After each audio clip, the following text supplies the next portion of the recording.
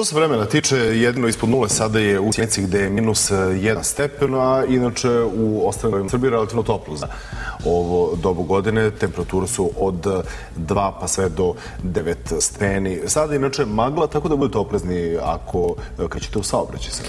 Da, i... Zanimanju, na farmi i da vidimo šta novine pišu o svima njima. Farmeri otkrili s kojom bi sve dovesti u 8:30 političke teme. Sremamo u studiju predsjednik Srpske napredne stranke. I da krenemo od jučerašnje posete našeg predsjednika Vukovaru, izazvale različite... Ono bilo to pesma za kraj po američkom vremenu. 6 sati u nas, ne bio prije. Da. Dobro jutro, Aida, što bi ti rekla dobar dan i koje su to vesti s kojima počinjemo i tvoje poslednje uključenje? Dobrodošli. Gužva ovde kod nas, što ćete vidjeti i malo kasnije. Dakle, predstava čini se imala ogroman uspeh. Predstavlja je na kojim sve...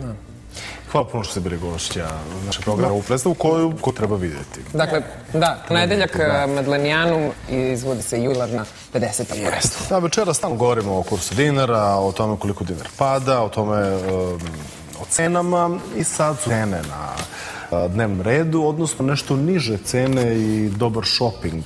To nam je tema. Sad Duško Petričić sa nam u studiju iz magazina Gracija najavit će večerašnji događaj Gracija Shopping Night. Da, već ljubav možemo slobodno da kažemo. Čeka na drugom delu studija. Hvala vam. Hvala još jednom.